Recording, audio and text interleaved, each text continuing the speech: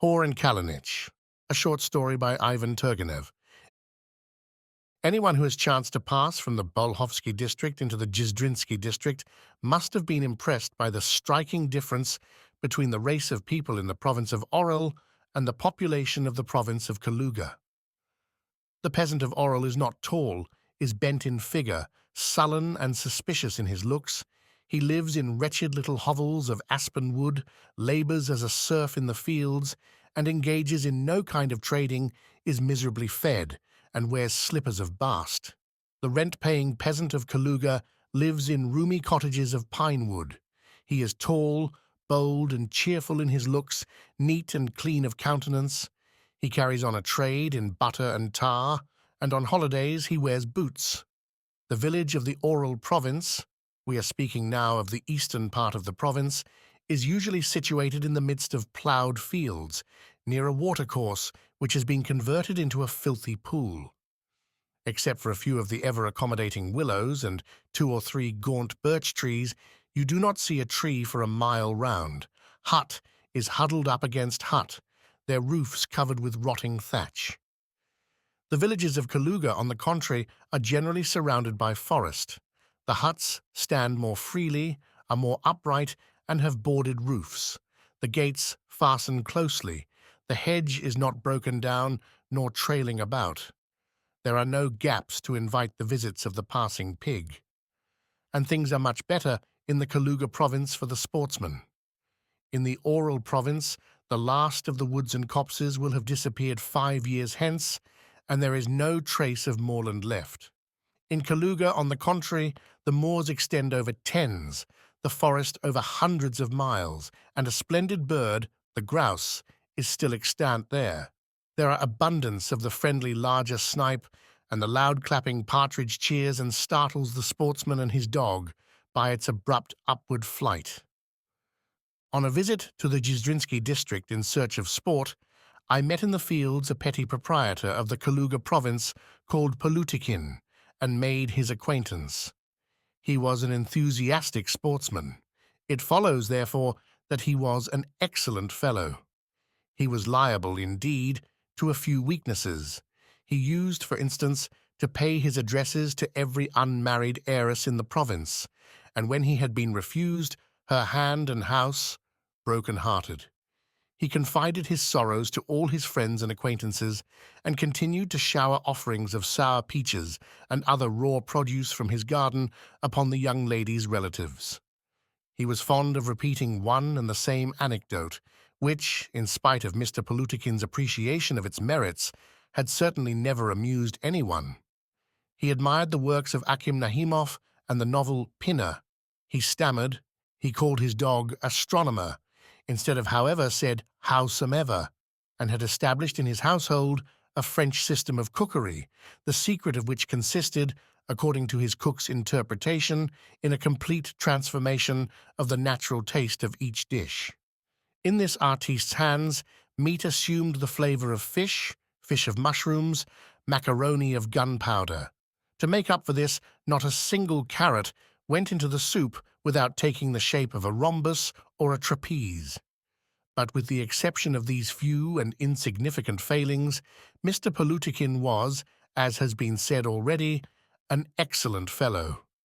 On the first day of my acquaintance with Mr. Palutikin, he invited me to stay the night at his house. "It will be 5 miles farther to my house," he added. "It's a long way to walk. Let us first go to Hor's." The reader must excuse my omitting his stammer. "Who is Hor?" "A peasant of mine. He is quite close by here." We went in that direction. In a well-cultivated clearing in the middle of the forest rose Hor's solitary homestead. It consisted of several pinewood buildings enclosed by plank fences. A porch ran along the front of the principal building, supported on slender posts. We went in. We were met by a young lad of 20, tall and good-looking. "Ah, Fedya, is Hor at home?" Mr. Palutikin asked him. "No. Hor has gone into town," answered the lad, smiling and showing a row of snow-white teeth. "You would like the little cart brought out?" "Yes, my boy, the little cart, and bring us some KVAs." We went into the cottage. Not a single cheap, glaring print was pasted up on the clean boards of the walls. In the corner, before the heavy, holy picture in its silver setting, a lamp was burning. The table of lindenwood had been lately planned and scrubbed. Between the joists and in the cracks of the window frames there were no lively Prussian beetles running about, nor gloomy cockroaches in hiding. The young lad soon reappeared with a great white pitcher filled with excellent kvass, a huge hunch of wheaten bread, and a dozen salted cucumbers in a wooden bowl. He put all these provisions on the table, and then, leaning with his back against the door, began to gaze with a smiling face at us. We had not had time to finish eating our lunch when the cart was already rattling before the doorstep. We went out. A curly-headed, rosy-cheeked boy of 15 was sitting in the cart as driver and with difficulty holding in the well-fed piebald horse. Round the cart stood 6 young giants, very like one another, and Fedya. "All of these whores' sons," said Palutikin. "These are all hawkies, that is wild cats," put in Fedya, who had come after us onto the step. "But that's not all of them. Potap is in the wood, and Sidor has gone with old Hor to the town. Look out, Vasya," he went on, turning to the coachman. "Drive like the wind. You are driving the master. Only mind what you're about over the ruts, and easy a little. Don't tip the cart over and upset the master's stomach." The other hawkies smiled at Fedya's sally. "Lift astronomer in," Mr. Palutikin called majestically. Fedya, not without amusement, lifted the dog, who wore a forced smile, into the air and laid her at the bottom of the cart. Vasya let the horse go. We rolled away. "And here is my counting-house," said Mr. Palutikin suddenly to me, pointing to a little low-pitched house. "Shall we go in?" "By all means." "It is no longer used," he observed, going in. "Still, it is worth looking at." The counting-house consisted of 2 empty rooms. The caretaker, a one-eyed old man, ran out of the yard. "Good day, Minyach," said Mr. Palutikin. "Bring us some water." The one-eyed old man disappeared and at once returned with a bottle of water and 2 glasses. "Taste it," Palutikin said to me. "It is splendid spring water." We drank off a glass each, while the old man bowed low. "Come now, I think we can go on," said my new friend. In that counting-house I sold the merchant Aliluev 4 acres of forest land for a good price. We took our seats in the cart, and in half an hour we had reached the court of the manor house. "Tell me, please," I asked Palutikin at supper, "why does Hor live apart from your other peasants?" "Well, this is why. He is a clever peasant. 25 years ago his cottage was burnt down, so he came up to my late father and said, 'Allow me, Nikolai Kuzmich,' says he, 'to settle in your forest on the bog. I will pay you a good rent.' 'But what do you want to settle on the bog for?' 'Oh, I want to. Only, your honor, Nikolai Kuzmich, be so good as not to claim any labor from me, but fix a rent as you think best.' 50 rubles a year. Very well. But I'll have no arrears, mind." "Of course, no arrears." And so he settled on the bog. Since then they have called him Hor, that is wild cat. "Well, and has he grown rich?" I inquired. "Yes, he has grown rich. Now he pays me around 100 for rent, and I shall raise it again, I dare say. I have said to him more than once, 'Buy your freedom, Hor, come, buy your freedom.' But he declares, the rogue, that he can't. Has no money, he says, as though that were likely. The next day, directly after our morning tea, we started out hunting again. As we were driving through the village, Mr. Palutikin ordered the coachman to stop at a low-pitched cottage and called loudly, "Kalinitch." "Coming, your honor, coming," sounded a voice from the yard. "I am tying on my shoes." We went on at a walk. Outside the village, a man of about 40 overtook us. He was tall and thin, with a small and erect head. It was Kalinitch. His good-humored, swarthy face, somewhat pitted with smallpox, pleased me from the first glance. Kalinitch, as I learnt afterwards, went hunting every day with his master, carried his bag, and sometimes also his gun, noted where game was to be found, fetched water, built shanties, and gathered strawberries, and ran behind the droshky. Mr. Palutikin could not stir a step without him. Kalinitch was a man of the merriest and gentlest disposition. He was constantly singing to himself in a low voice and looking carelessly about him. He spoke a little through his nose, with a laughing twinkle in his light blue eyes, and he had a habit of plucking at his scanty, wedge-shaped beard with his hand. He walked not rapidly, but with long strides, leaning lightly on a long, thin staff. He addressed me more than once during the day, and he waited on me without obsequiousness, but he looked after his master as if he were a child. When the unbearable heat drove us at midday to seek shelter, he took us to his bee-house in the very heart of the forest. There Kalinitch opened the little hut for us, which was hung round with bunches of dry, scented herbs. He made us comfortable on some dry hay, and then put a kind of bag of network over his head, took a knife, a little pot, and a smouldering stick, and went to the hive to cut us out some honeycomb. We had a draught of spring water after the warm, transparent honey, and then dropped asleep to the sound of the monotonous humming of the bees and the rustling chatter of the leaves. A slight gust of wind awakened me. I opened my eyes and saw Kalinitch. He was sitting on the threshold of the half-open door, carving a spoon with his knife. I gazed a long time, admiring his face, as sweet and clear as an evening sky. Mr. Palutikin, too, woke up. We did not get up at once. After our long walk and our deep sleep, it was pleasant to lie without moving in the hay. We felt weary and languid in body. Our faces were in a slight glow of warmth. Our eyes were closed in delicious laziness. At last we got up and set off on our wanderings again till evening. At supper I began again to talk of Hor and Kalinitch. Kalinitch is a good peasant, Mr. Palutikin told me. He is a willing and useful peasant. He can't farm his land properly. I am always taking him away from it. He goes out hunting every day with me. You can judge for yourself how his farming must fare. I agreed with him, and we went to bed. The next day, Mr. Palutikin was obliged to go to town about some business with his neighbor Pichikov.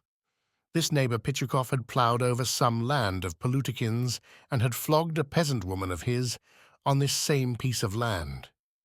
I went out hunting alone, and before evening I turned into Hor's house. On the threshold of the cottage I was met by an old man, bald, short, broad-shouldered, and stout, Hor himself. I looked with curiosity at the man. The cut of his face recalled Socrates. There was the same high, knobby forehead, the same little eyes, the same snub nose. We went into the cottage together. The same Fedya brought me some milk and black bread. Hor sat down on a bench, and quietly stroking his curly beard, entered into conversation with me. He seemed to know his own value. He spoke and moved slowly.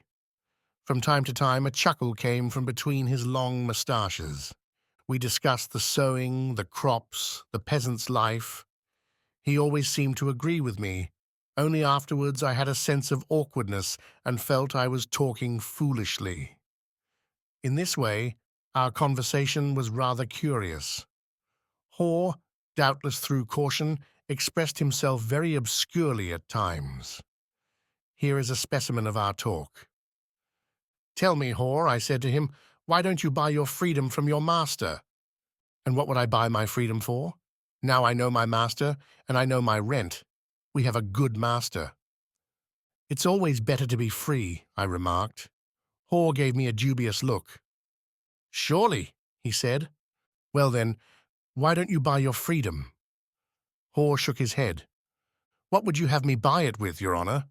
"Oh, come now, old man." "If Hor were thrown among free men," he continued in an undertone, as though to himself, "everyone without a beard would be a better man than Hor. Then shave your beard. What is a beard? A beard is grass. One can cut it. Well then? But Hor will be a merchant straight away, and merchants have a fine life, and they have beards. Why, do you do a little trading too? I asked him. We trade a little in a little butter and a little tar. Would your honour like the cart put too? You're a close man and keep a tight rein on your tongue, I thought to myself. No, I said aloud. I don't want the cart. I shall want to be near your homestead tomorrow, and if you will let me, I will stay the night in your hay barn. You are very welcome, but will you be comfortable in the barn? I will tell the women to lay a sheet and put you a pillow. Hey, girls, he cried, getting up from his place. Here, girls. And you, Fedya, go with them. Women, you know, are foolish folk. A quarter of an hour later, Fedya conducted me with a lantern to the barn. I threw myself down on the fragrant hay. My dog curled himself up at my feet. Fedya wished me good night. The door creaked and slammed to. For rather a long time I could not get to sleep. A cow came up to the door and breathed heavily twice. The dog growled at her with dignity. A pig passed by, grunting pensively. A horse somewhere near began to munch the hay and snort. At last I fell asleep. At sunrise, Fedya awakened me. This brisk, lively young man pleased me, and from what I could see he was old Hor's favourite too. They used to banter one another in a very friendly way. The old man came to meet me. Whether because I had spent the night under his roof, or for some other reason, Hor certainly treated me far more cordially than the day before.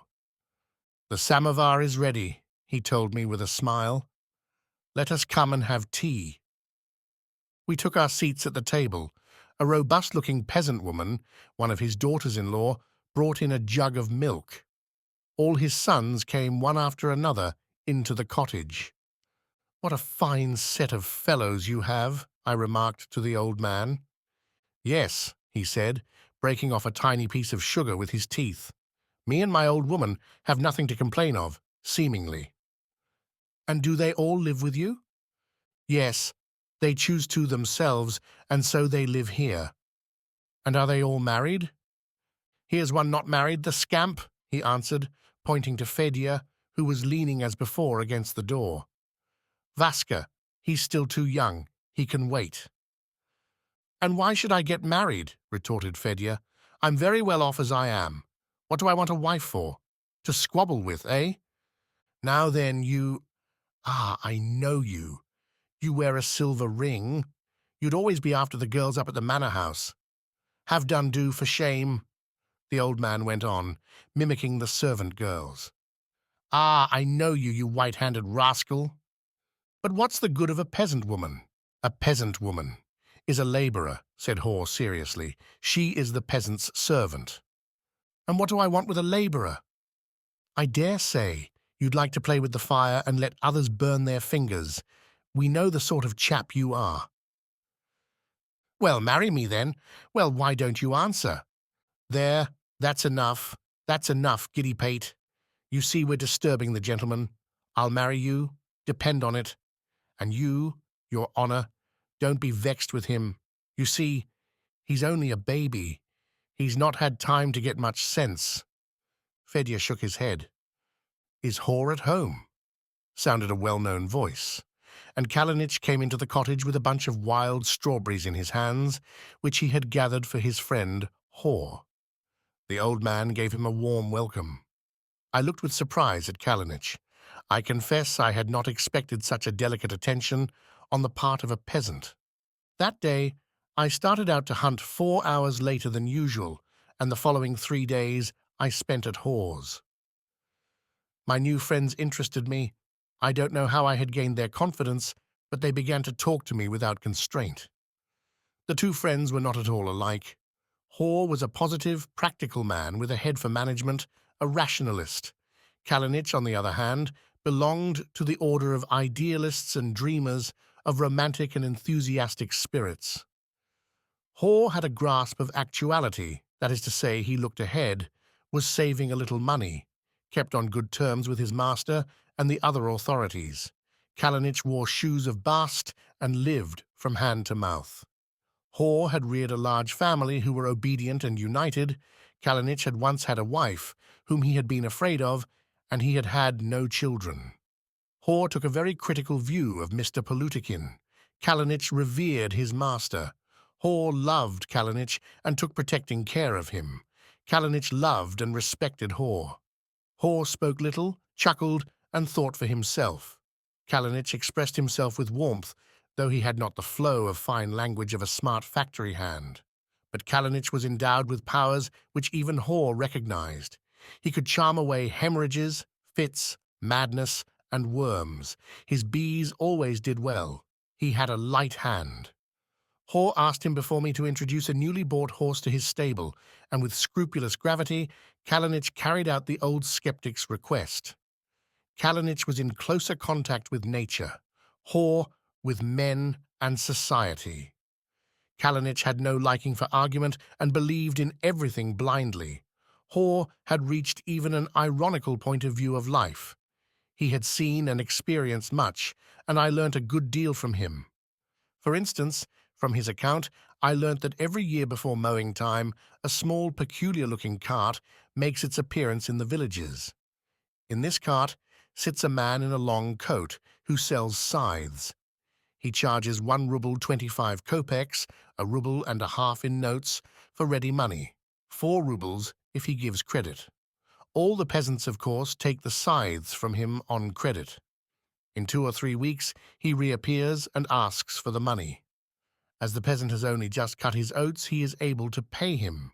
He goes with the merchant to the tavern, and there the debt is settled. Some landowners conceived the idea of buying the scythes themselves for ready money and letting the peasants have them on credit for the same price. But the peasants seemed dissatisfied, even dejected.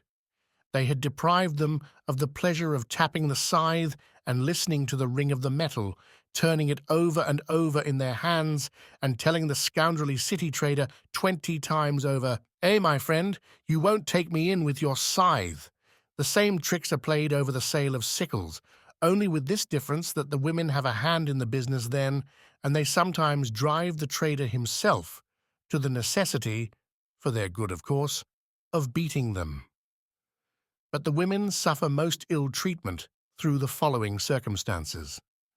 Contractors for the supply of stuff for paper factories employ for the purchase of rags a special class of men who in some districts are called eagles.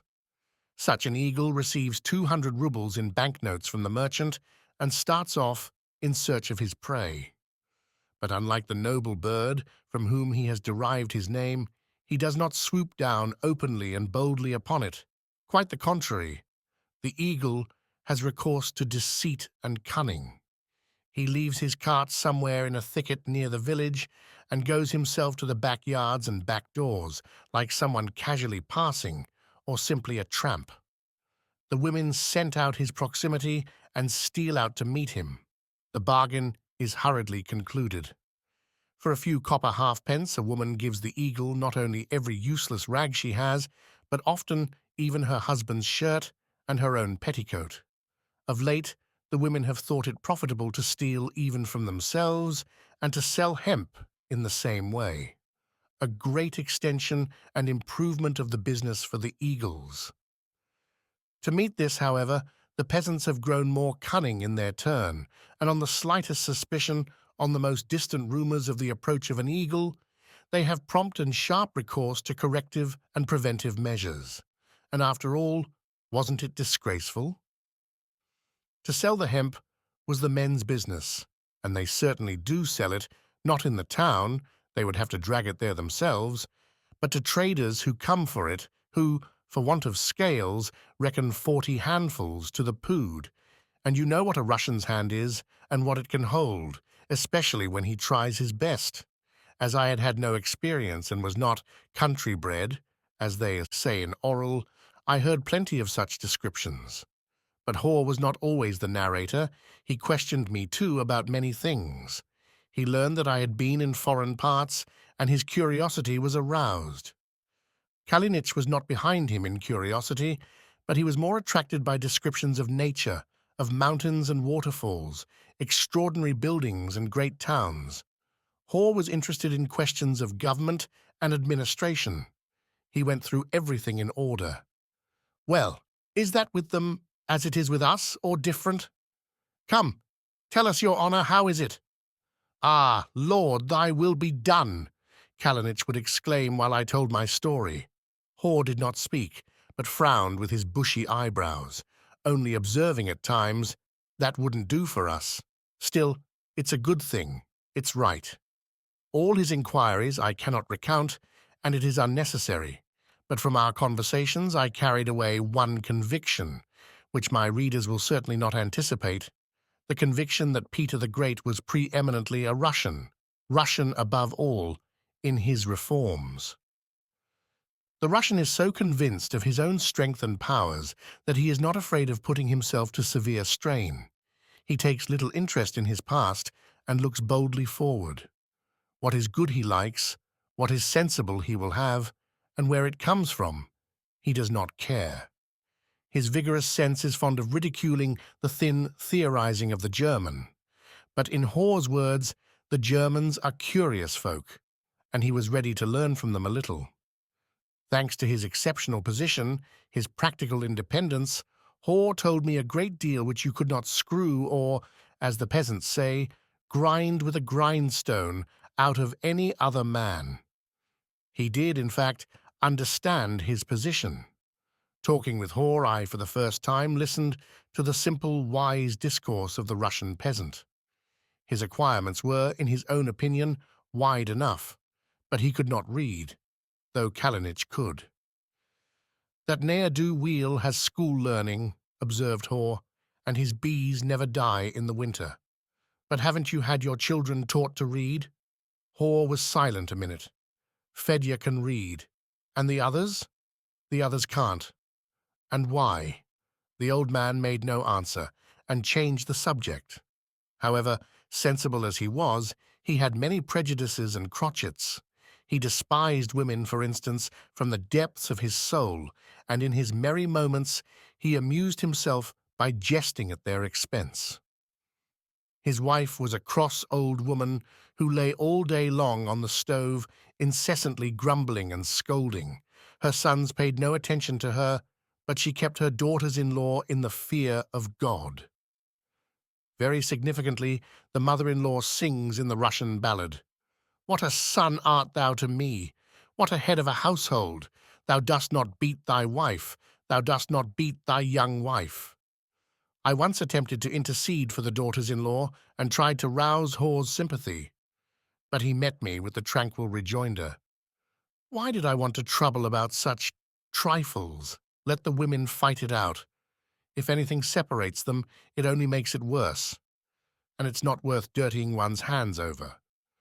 Sometimes the spiteful old woman got down from the stove and called the yard dog out of the hay, crying, "Here, here, doggy," and then beat it on its thin back with the poker, or she would stand in the porch and snarl, as Hor expressed it, at everyone that passed. She stood in awe of her husband, though, and would return at his command to her place on the stove.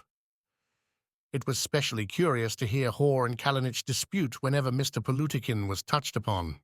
"There, Hor, do let him alone," Kalinitch would say. "But why doesn't he order some boots for you?" Hor retorted. "Eh? Boots? What do I want with boots? I am a peasant." "Well, so am I a peasant, but look!" And Hor lifted up his leg and showed Kalinitch a boot which looked as if it had been cut out of a mammoth's hide. "As if you were like one of us," replied Kalinitch. "Well, at least he might pay for your bast shoes. You go out hunting with him, you must use a pair a day. He does give me something for bast shoes." "Yes, he gave you 2 coppers last year." Kalinitch turned away in vexation, but Hor went off into a chuckle, during which his little eyes completely disappeared. Kalinitch sang rather sweetly and played a little on the balalaika. Hor was never weary of listening to him. All at once he would let his head drop on one side and begin to chime in a lugubrious voice. He was particularly fond of the song, Ah, my fate, my fate! Fedya never lost an opportunity of making fun of his father, saying, "What are you so mournful about, old man?" But Hor leaned his cheek on his hand, covered his eyes, and continued to mourn over his fate. Yet at other times there could not be a more active man. He was always busy over something, mending the cart, patching up the fence, looking after the harness. He did not insist on a very high degree of cleanliness, however, and, in answer to some remark of mine, said once, "A cottage ought to smell as if it were lived in." "Look," I answered, "how clean it is in Kalinitch's bee-house." "The bees would not live there else, your honour," he said with a sigh. "Tell me," he asked me another time, "have you an estate of your own?" "Yes." "Far from here?" 100 miles. "Do you live on your land, your honour?" "Yes." "But you like your gun best, I dare say?" "Yes, I must confess I do." "And you do well, your honour. Shoot grouse to your heart's content, and change your bailiff pretty often." On the 4th day, Mr. Palutikin sent for me in the evening. I was sorry to part from the old man. I took my seat with Kalinitch in the trap. "Well, goodbye, Hor. Good luck to you," I said. "Goodbye, Fedya." "Goodbye, your honour, goodbye. Don't forget us." We started. There was the first red glow of sunset. "It will be a fine day tomorrow," I remarked, looking at the clear sky. "No, it will rain," Kalinitch replied. "The ducks yonder are splashing, and the scent of the grass is strong." We drove into the copse. Kalinitch began singing in an undertone as he was jolted up and down on the driver's seat, and he kept gazing and gazing at the sunset. The next day I left the hospitable roof of Mr. Palutikin.